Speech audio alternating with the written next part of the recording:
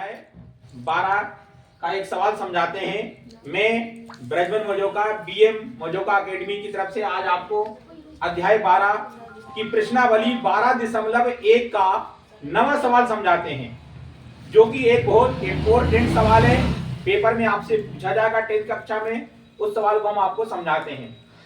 नवा सवाल है कि लकड़ी के एक ठोस बेलन के प्रत्येक सिरे पर एक अर्धगोला खोदकर निकालते हुए एक वस्तु बनाई गई।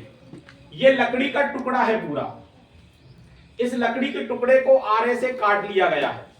लकड़ी था, बड़ा टुकड़ा था, उसको आरे से लकड़ी के टुकड़े को काट दिया गया है।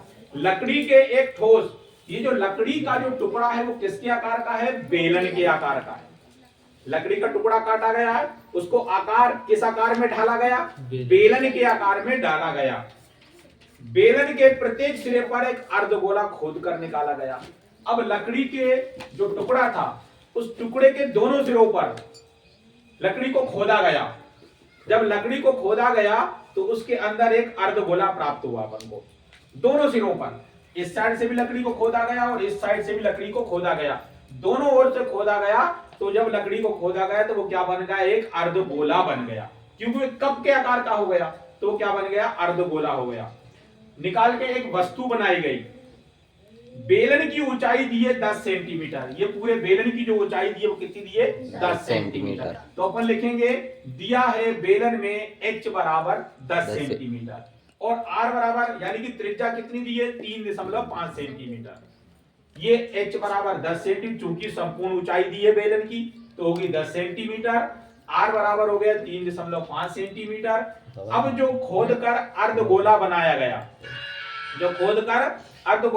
गया, उस अर्धगोले की त्रिज्या भी क्या होगी? 3.5 सेंटीमीटर होगी। ज्ञात क्या करना है? जो लकड़ी से जो वस्तु का निर्माण हुआ है उस वस्तु का संपूर्ण पृष्ठीय क्षेत्रफल ज्ञात करना है। अब चूंकि वस्तु का संपूर्ण पृष्ठीय क्षेत्रफल ज्ञात कर रहे हैं, लकड़ी के टुकड़े को वस्तु के रूप में ढाला गया है, लेकिन इस लकड़ी के टुकड़े में दो चीजें प्राप्त हो रही हैं। पहले तो एक बेलन प्राप्त हो रहा है, फिर अपन को दो अर्धगोले प्राप्त हो रहे हैं। एक ऊपर अर्धगोला है, एक नीचे अर्धगोला है। दो अर्धगोले प्राप्त हो रहे हैं। ठीक है, तो अपन ज्ञात करते हैं वस्तु का संपूर्ण पृष्ठीय क्षेत्रफल। तो इसका फार्मूला क्या हो जाएगा? बेलन का CSA प्लस 2 अर्धगोले का CSA। ठीक है, दो अर्धगोले क्यों ले रहे हैं अपन? क्योंकि यहाँ पर पहला अर्धगोला है, यहाँ पर दूसरा अर्धगोला है। दो अर्धगोले का क्या हो गया? CSA। तो बेलन का CSA का फार्मूला है 2 पाई RH। 2 का 2 लिखा, अर्धगोले का CSA हो गया 2 पाई R स्क्वायर। तो 2 पाई का 2 पाई, यहां अपन को पाई का मान नहीं रखना है, पाई का मान अपन को लास्ट में रखना है।